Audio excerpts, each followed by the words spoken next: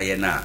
yes said obi ntimi abuse bi mfa ho ni boni bi emfa nkodi boni emfa say o man ni say o man ni ene ne keka ho enti let us see da sa enhyehyeye no ebekọ na ebetumi aye adwandi yahunu service passport passport e de ma aban adwuma ye phobia na nkrofobia omko gina aban adwuma mu adwuma na mu atu kwan akodi dwuma bi de ama omo no yahunu eno ene yahunu se ekoba se policefoɔ ana sojafoɔ ko peacekeeping na eno ye service passport aine ye ma omo nyina service passport okay wo ho na ye de ama omo nti no that is ne onti ye wo passport no ye wo green ye wo ne light blue ena ye wo ne aye wine color bisa no ni nyina no eno ne passport a ye use wo ha enti ye nhwe eno enso wo ho ye de said the akrata na kan ye de mampanimfo atituro bi wo eno 90.7 na me pesa ye hwe recall no kwan a ye be fa so a ye de recall no ebeba ana ye be nti basically yes obi amfa ne de enko foreign affairs ministry what the corner ye hwem na ye hwe criteria no ne ya qualify say o use o qualify say o use a na ya sign de wade ama ebetimi aba say obi qualify so wa use bi no obia qualify for a given period bit is the American National Cathedral for the ya de mo de adwuma bi bere no so aba wi adwuma na aba wi ye de a was say reverse sa status na ye pagya uduru ye no was say reverse no na ye back no correct wo normal na ube yusu wan kasa wo normal passport a wo no uba ebe yusu wo ho enti steps a wo de omode ye record no enie omo abo amane omedikan public announcement no and enti omo ye public announcement de ama omom kita sa passport no nyina bi wo ho number 2 omo the deadline atoso ye wo deadline 24th January was a obiade ne de ekọ ochina na awotwe aine na was a obiade ne de ekọ 24th January 2025 it means say if you nyina announcement na bai ubeti do de akọ na yakọ akọhwe ye gene nyina wi a ye wo dwuma bi a ye bedi a ye friend of verification exercise passport no ho okay no ombe review passport no magie no nyina ahese ewu a na enwui de ahwese wo mo a ekita bi no omo ye nkrofo a edise omo mara no emma won kwan se omo nkuta bi a na ya hwenti omo agi a ombe ye verification exercise no wo ho enom na obi nso de the questions bi won say bisa bi wo ho a yetumi abisa no wo ho enom enti wo maka ne sei no wo say mo a mukita bi no cooperate mudiso say mudiso pepepe say dia omo ahye de ato ho no say diplomatic no kra free wonsa ana say service no free wonsa once a we Ghana ni no you qualify so ubenya passport inti se mo cooperate a when there is cooperation a ebetimi abasa okay yenten wo status no from a be a diplomatic and service and famra de normal ordinary Ghanaian type of passport no yema eno ebi inti cooperation so ya de a ehia ewo ha enom pa eno ye assemble ko a trendy na owura Callistus Mahama papa no watch letters o nyasam ketwa watch letters papa ewo ho enom ni nyina no omo de eho ensem aba etwa na minority aye press conference enra minority aye press conference omo say ora no ye fra obi am obi anko minority aye press conference omo say ora no enimram okay ANDC ku amanyuku no aku a wate ora no Ghana mra nim ora emranta na chi emranta chire yɛwɔ CID yɛwɔ shraj yɛwɔ anti-graft institutions a yoko num nyinaa wɔ hɔ ɔmo na sɛ obi ya ayɛ corrupt a yɛde hyɛ wɔ mo so mo hwehwɛ yɛwɔ OSP num nyinaa wɔ hɔ na ɛnyɛ NIB mo num nyinaa wɔ hɔ ɛnyɛ ora okay nti wɔn asɛm ne sɛ ora no a NDC ɔmo yɛ adwuma sɛ no mo yɛ NDC ku na time kura mpo a ɔmampani Mahama saa ku no na onye president no nya mesue no oni executive power bi obetimi de ate saa ku no enti ora na ye ka ho asɛm no wa ora no be frɛw se bra be yi asɛm bia no opa manko okay wa nkɔ a emre ntimi nchew because ora na nkasa kura no mra nta akire nti wa nkɔ a mra bia ntumi nchew okay se aban no aba na wahu sɛ wa bɔ ɔman no ka wa wi ɔman no japade a yɛwɔ ɔman no institutions wɔ hɔ a ɔmo di saa adwuma no yɛmfa wo nkɔ hɔ okay na yɛmfrɛw na kɔ hɔ deɛ kɔ na kɔ yi wa no nti hyeragyefoɔ na yokofoɔ deɛ frɛ wo a ɛno deɛ mmara ta akyire kɔ na kɔ yi wa no ora frɛ wo ora deɛ frɛ wo a mankɔ ebetimi ba sɛ go no aka no go wonte ani ora no nti we yɛ de a minority for no e de abetu dwa enora omo yɛ press conference ɛwɔ parliament ɛna omo de ɛto edwa over what thing wo ho yɛ de on ɛyɛ asɛm o me nana me da ase na wahunu bibi akwaya te sɛ de yafrɛ wa hemfie ne yaka kyerɛ sɛ ene mmara wɔ Ghana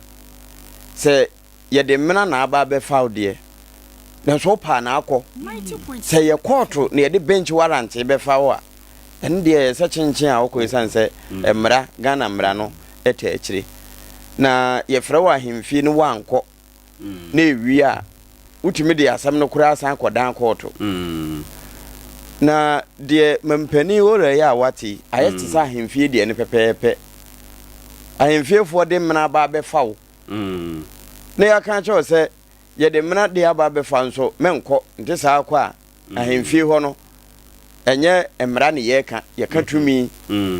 nti wɔn de tumi ne bebu atiawo abra bi amra mu no na adi bem nte nkɔ ne yakɔ akɔbu agu so sɛ yampa sɛ odi fa wɔn fa mmera no mmera na mmera no nso ne mmena no ɛwɔ nananom aboboa no nti sɛ ɔne ne mampani a wɔte akonnwa so mmera ne nyinaa nso no yɛsɛ yɛbɛka sɛ wɔte mmera no so ɛna wate ora no a wɔbɛtena akonnwa so yi minority bie yɛ ni sɛ mmera bia nta akyire bra ɔmo de free SHS bae no sɛ na mmera bia nta akyire o nso na yɛ adwuma nti sɛ ɛno no tumi yɛ adwuma na ewie na ɔmo de kɔ parliament sɛ yɛmfa mmera nta akyire a na memfa man na deɛ adwuma a meyɛ yɛ sɛ memfa nto hɔ ora afo aba sɛ minim sɛ me ho son a enkrata bie di adanse memprepɛ mfa mmra minority sɛ ma menkɔ meanwhile nso no ne yɛte akonnwa so no wɔno na ate saa kuo no sɛ mpo private kuo kura wɔno bi mampani no na ate yɛ free the presidency enye mmara ni ba sa so de enye o ye omampani a constitution kyerɛ ne yeso ye ne o sa wo ye nti ora no ntumi nka so ye omampani nti mate mekuo okay etese bi asese ye wo police for na wo se what militia me na ye mampani me ba ye wo army ye wo police nso mate militia group nansa na ombete militia no se emra ma ho kwan ana emra ma ho kwan se obi ate militia wo Ghana ha okay even party for no security a wo matetete a edido o machi kura ya ye mmara tia so vigilantism act etia o mu nwu no ye ngu sa ne ma ne nyina na ebiti se militia ya ye de no ye example ye mfa ne se napco ya na wo mu community police wo eno no emranta akire dabi napco de na community police nimbat ye community police no ye under YEA okay ene de emrata no achi emra ma ho kwan youth employment agency a a institution a office a Ghana ha ebi wa assembly biya mu nti nana district biya mu ora no ne me wo ho ni set ye bia wo mo kọ ba bia emra makwan se esumesi nya adwuma we for a period of time ena ekwa kobusa nsem bia wo mo nte wo ho ase o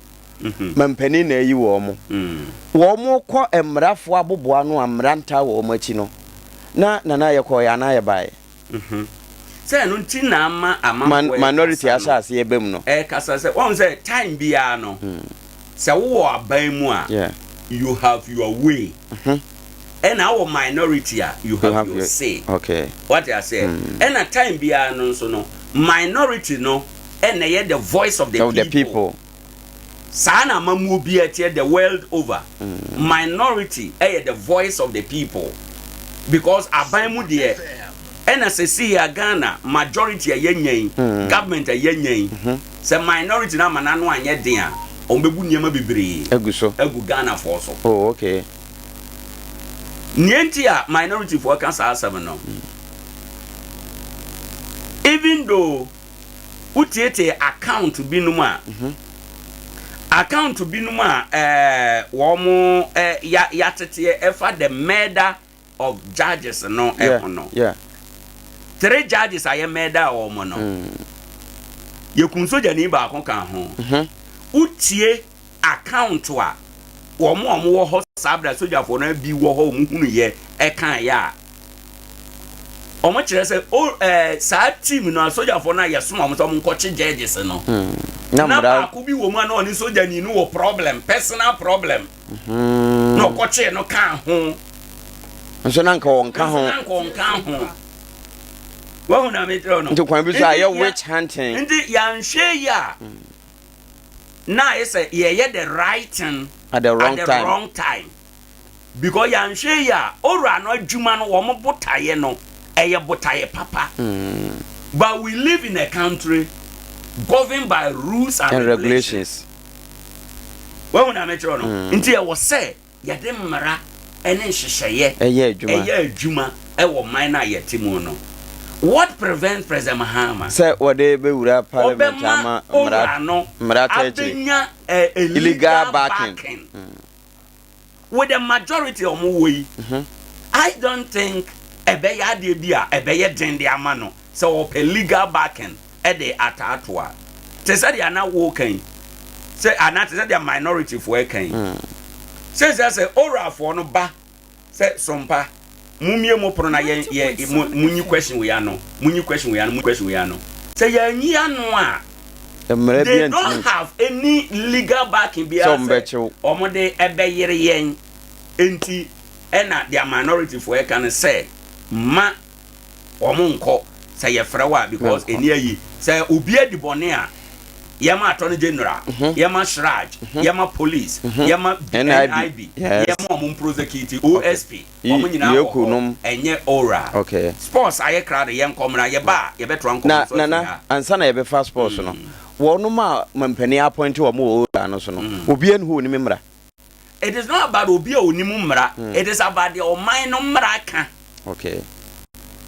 What I say? Yenya onimra because me hu say obi wo mu a woye mranim ni enti nka ye ball we no e ka say mo adwuma ni no na waka say ye legal back na ansana over me that say ye ko ba ye beto aso mo I don't know who brought that. Matter, I don't know who brought this idea. Young first can I don't know who brought that. Oh, but the one generation, everything with this generation. The Jawa, Obia Bidia, or Saye. You want to reward him instantly. Now, what Gina Adea at the core. Nkwana any sika ye di 2 they don't need it now. They don't need it. At the time we need it na say yemma wo ko win. Give it to them. Say see how we nkwana we grow ball at the highest level and make money. They don't need this money. Master, but it's going to bring some problem. Oh, nkwana no air cast him. Because they've grown up. They've grown up. And they are saying that